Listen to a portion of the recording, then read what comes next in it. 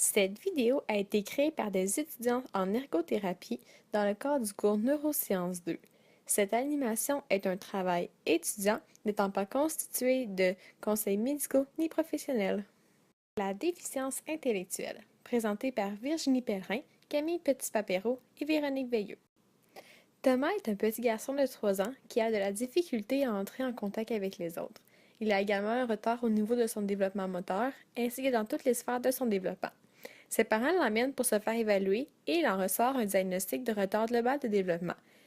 Mais qu'est-ce qu'un retard de développement? Le retard global de développement est diagnostiqué chez les enfants de 7 ans et moins.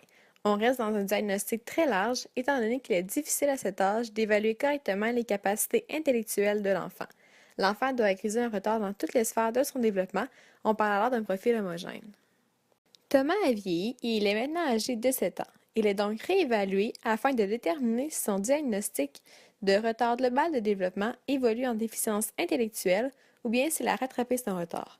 Malheureusement, Thomas n'a pas les capacités attendues pour son âge et on lui pose un diagnostic de déficience intellectuelle. Mais comment a-t-on fait pour définir que Thomas est atteint de déficience intellectuelle?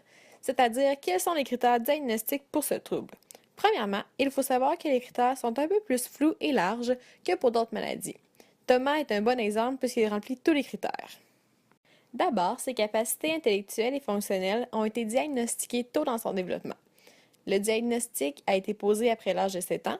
Ses capacités ne sont pas acquises, par exemple ne sont pas dues à un AVC, et ses capacités intellectuelles sont stables, intermittentes ou se détériorent.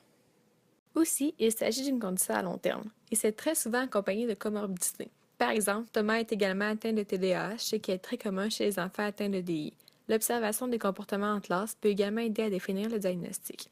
De plus, le déficit des fonctions intellectuelles est confirmé par une évaluation clinique avec des tests standardisés.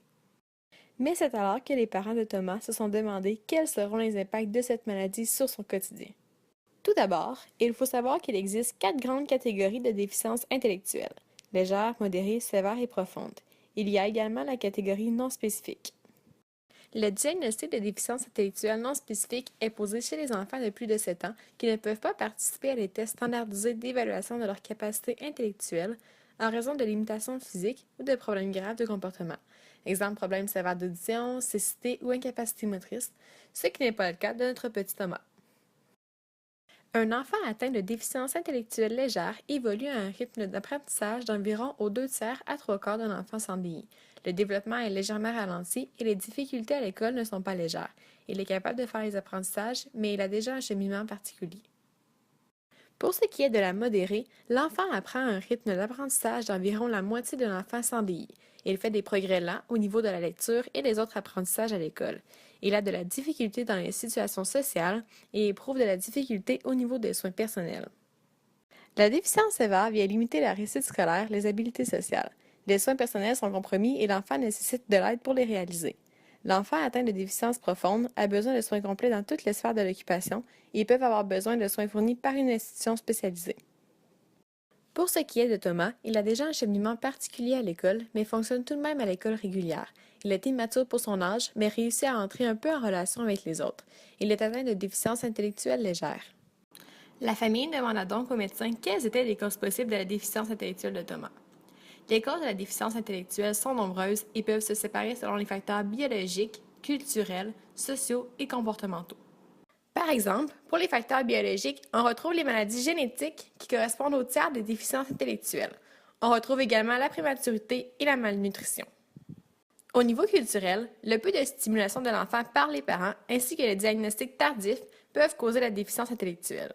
Les services spécialisés inadéquats font aussi partie des facteurs culturels. En ce qui concerne les facteurs sociaux, il y a entre autres la violence familiale, la pauvreté, le manque d'accès aux soins et l'incompétence du tuteur de l'enfant. Finalement, au niveau comportemental, on retrouve l'abus d'alcool et de drogue, l'abandon, ainsi que la négligence des parents envers l'enfant.